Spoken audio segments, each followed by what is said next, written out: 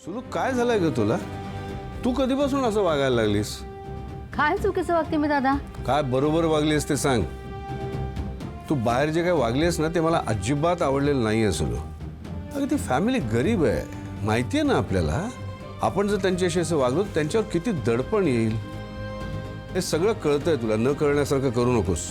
मग काय करायला हवं तुम्ही? नाही, मान्य आहे ना मला, आपल्याकडनं खूप मोठी चूक झाली. त्यांनी त्यांच्या घरातला एक करता माणूस गमावलाय. पण आपल्या मुलाचं लग्न लावून देतो ना त्यांच्या मुलीशी, सून करून घेतो ना तिला.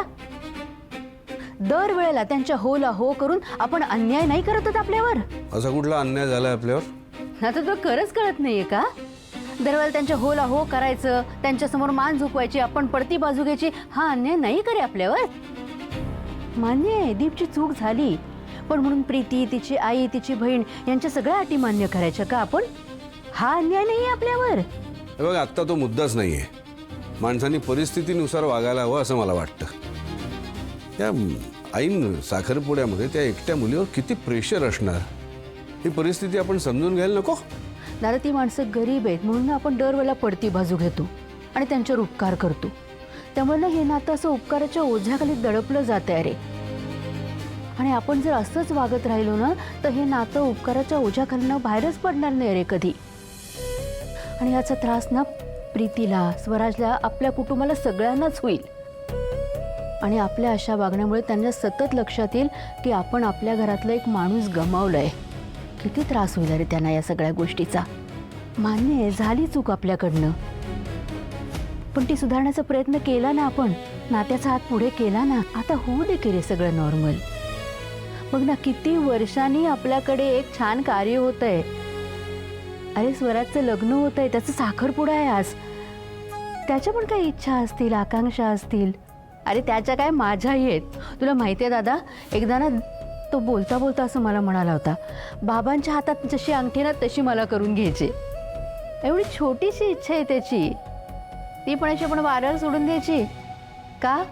तर कुणाला तरी दडपण येईल, प्रेशर येईल म्हणून? नाही रे दादा, हे चक्र ना कुठेतरी थांबवायलाच हवं. नाही तर हे नातं ना व्यवहारिक होऊन जाईल आणि व्यवहार म्हणूनच त्याच्याकडे बघितलं जाईल. आणि प्रीतीशी मी असं नाही वागणार आहे. ती कशीही वागली ना तरी मी तिच्याशी प्रेमानेच वागीन आणि वागतेय. आणि ज्योती काय म्हणाली मग अशी, लक्षात आहे ना तुझ्या? आम्ही गरीब असलो तरी स्वाभिमानी आहोत. असं आपण उपकार करून उपकाराच्या ओझ्याकडे ठेवायचं का त्यांना? मला ना आता कसं वागावं, काय बोलावं, काही कळेनासंच झालंय. सगळंच खूप अवघड आणि किचकट होऊन बसलंय. एक तर तुझाच हट्ट होता म्हणून हे सगळं साखरपुडा आणि लग्न या गोष्टींना सुरुवात केली आपण. आता वाटतंय स्वराजचं लग्न मंदिरात उरकून टाकलं असतं तर बरं झालं असतं. निदान हे सगळं तरी झालं नसतं.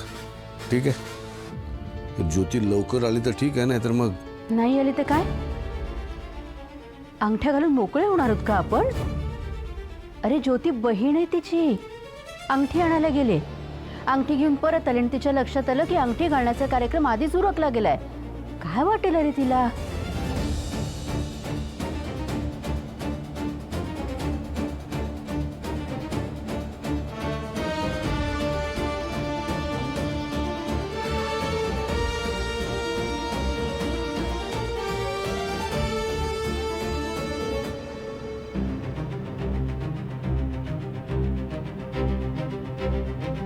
दादा,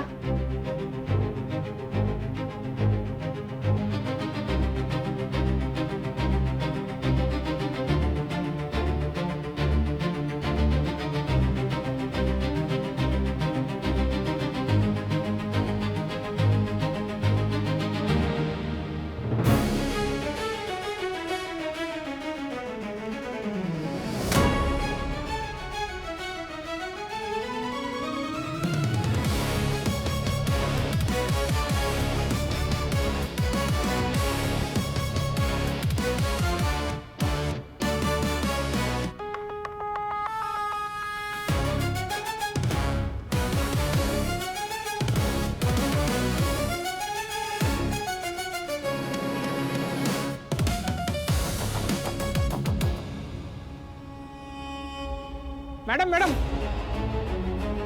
एक ऑफर आहे.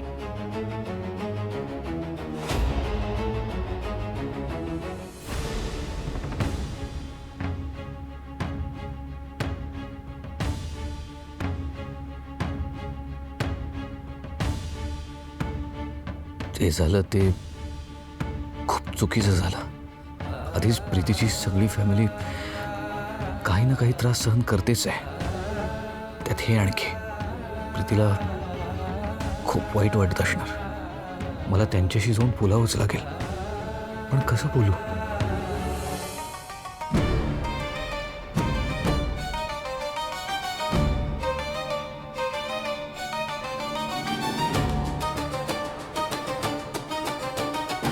हॅलो हॅलो आई. अहो काय सांगू तुम्हाला.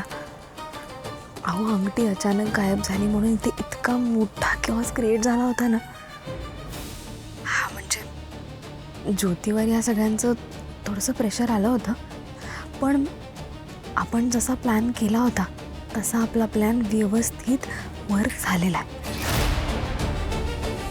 आणि ते गायकवाड, त्या सगळ्यांचे चेहरे बघण्यासारखे होते. मला इतकं समाधान मिळालं ना, मी तुम्हाला शब्दात सांगूच शकत नाही. खरं तर तुम्ही इथे हवा होता हे सगळं बघायसाठी. त्या तर मुळापासून हल्ल्या होत्या. त्यांना असं वाटतंय की हे सगळं चुकून होत आहे, पण त्यांना माहीत नाही आहे आता हे त्रास त्यांना रोज सहन करावे लागणार आहे.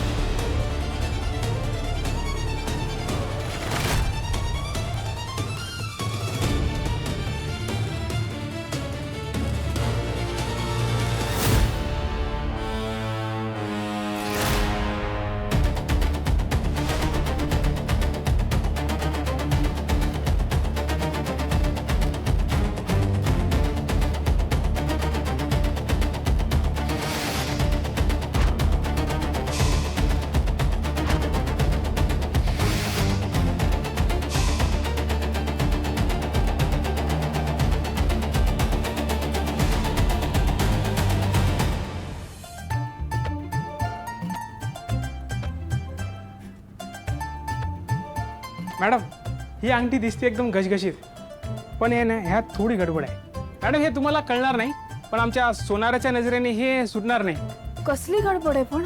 मॅडम, तुम्ही जी ही अंगठी दाखवताय ना, ही 24 कॅरेटची नाही आहे. अहो, ही 18 कॅरेटची अंगठी आहे. बघा ना, छान आणि मस्त आहे. अहो पण 18 कॅरेट जरा कमी नाही का होत आहे? अहो, कमीपणा वाटून घ्यायची काही गरज नाही. अहो, असे बरेच लोक घेतात. बरं काय किंमत आहे याची? साधारण तुम्हाला हे 75,000पर्यंत मिळेल. बस एवढीच? अहो मॅडम, आम्ही काय फसवणाऱ्यापैकी वाटलोय का? अहो, एवढं मोठं दुकान आहे आमचं, आणि 18 कॅरेटचा रेट तुम्हाला माहीत नाही ना, म्हणून तुम्ही असं म्हणताय. मॅडम, आमच्याकडे ऑफर चालू आहे ना, त्यामुळे ही अंगठी तुम्हाला अर्ध्या किमतीत पडेल, आणि लेबर चार्ज नाही, त्यामुळे तुम्हाला स्वस्तात पडतंय. ठीक आहे, तुम्ही ही पॅक करा.